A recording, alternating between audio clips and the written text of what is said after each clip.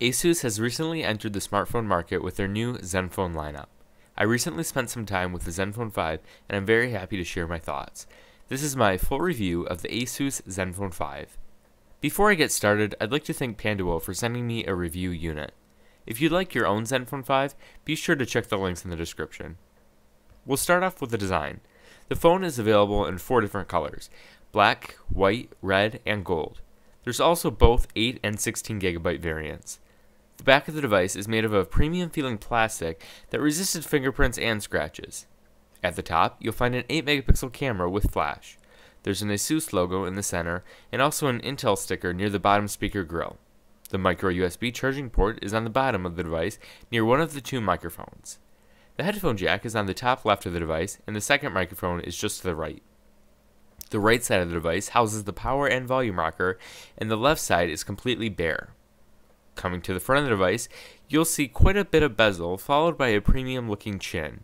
The 3 buttons on the bottom, back, home, and multitask, don't illuminate at all and were difficult to see in dark situations.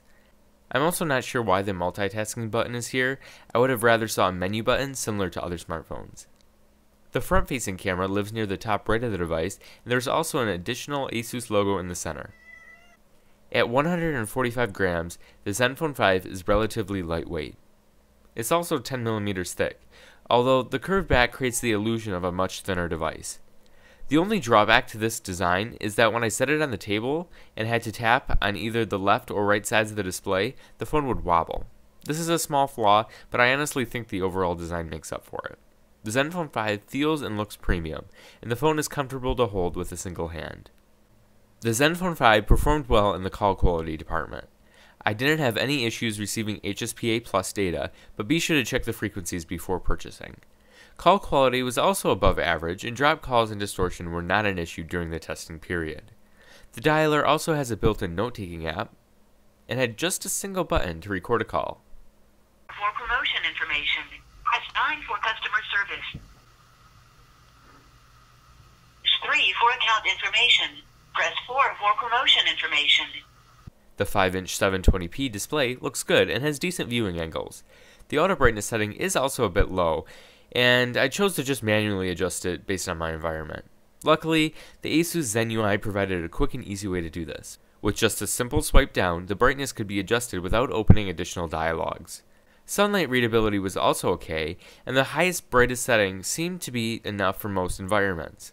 It is coated in Corning Gorilla Glass 3 and also has a glove mode, which allows you to use the screen while wearing gloves.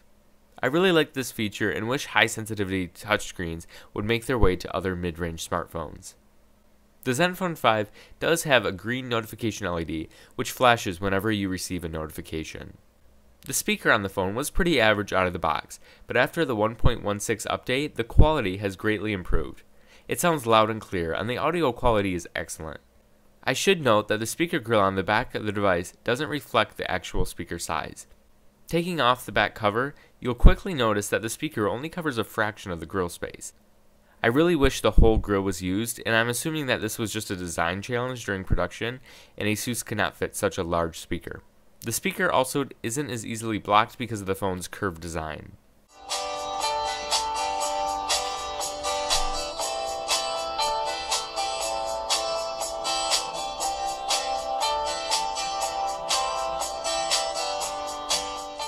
The Zenfone 5's 8 megapixel camera is, well, actually pretty good.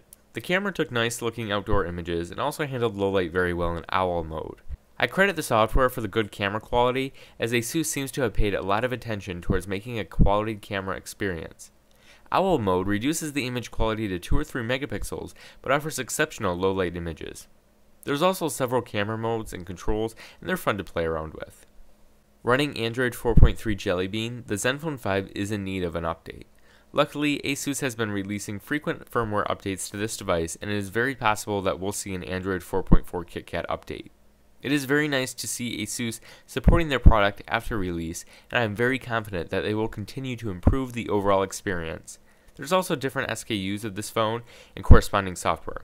When you buy the Zenfone 5 from Pandawill, you receive the CN model with CN firmware. The CN firmware does not include any Google apps nor services, so you'll be missing out on apps such as Google Play Store. The ASUS market and certain apps are also only in Chinese, even when setting the phone to English. If you want a true smartphone experience, you will need to flash the WW Worldwide firmware, which does require some time and can brick your phone. I created a video tutorial on how to do this. Please check the links in the video description. Switching the software SKU will suspend over-the-air updates, and you will be required to manually update the device. It can be very frustrating to get the CN model into your desired software state, so please be aware of this before purchasing. The ASUS ZenUI skin is the best Android skin I have seen. Everything looks very nice, and the pre-install apps are really good. I like the custom icons and color palette, and actually prefer this over stock Android. ASUS has a unique lock screen, which I also really liked. There's also an easy mode, which looks to be really simple and easy to use. Overall, ZenUI is a really great addition. ASUS includes a boost mode, which quickly cleans up items in memory.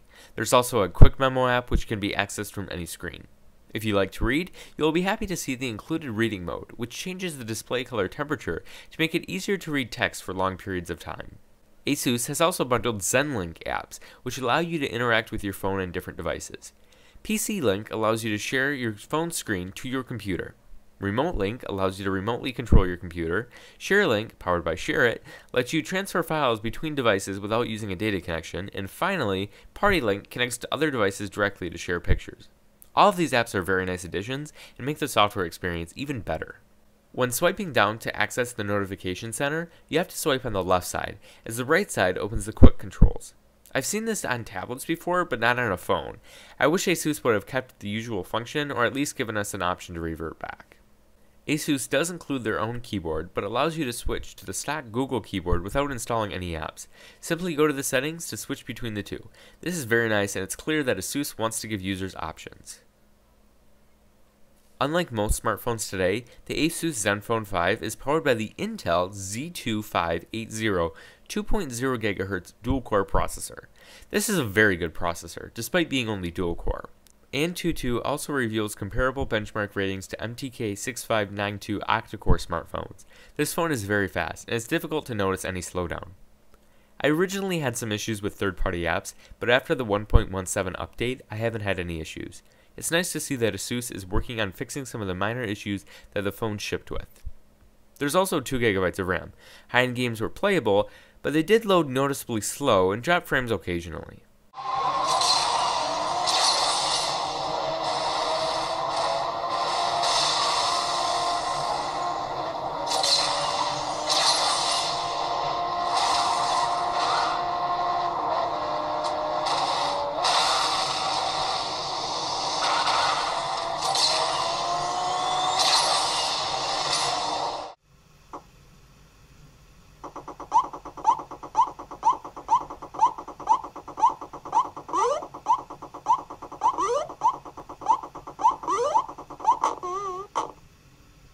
As I stated previously, there are 2 variants of the Zenfone 5, one with 8 GB and one with 16 GB.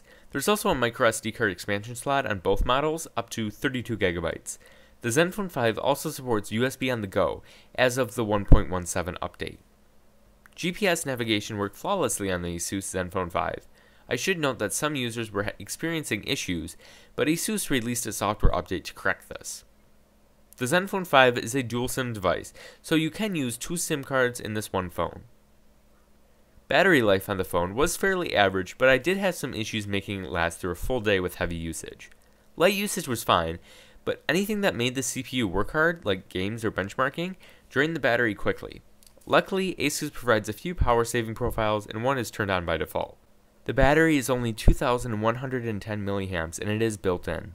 If you purchase the ASUS Zenfone 5 from Pandawill, you will receive multiple documents from ASUS, a Pandawill Quick Start Guide, a USB cable, and an AC adapter. And that brings us to the conclusion. The Zenfone 5 is a great phone for buyers looking for the best value. While it does have some software SKU quirks and a small battery, its design, excellent call quality, high sensitivity display, good camera quality, and frequent updates shine. If you were to buy a phone for not only great hardware, but also incredible software and support, look no further. There's also multiple variants based on your storage needs and several colors to choose from. This phone is simply excellent, and I really want to see more from ASUS in the future. If you are interested in picking up a Zenfone 5, be sure to check the links in the description to purchase on Pandawill. Thank you for watching, and please make sure to like, comment, and subscribe to see more phone unboxings and reviews.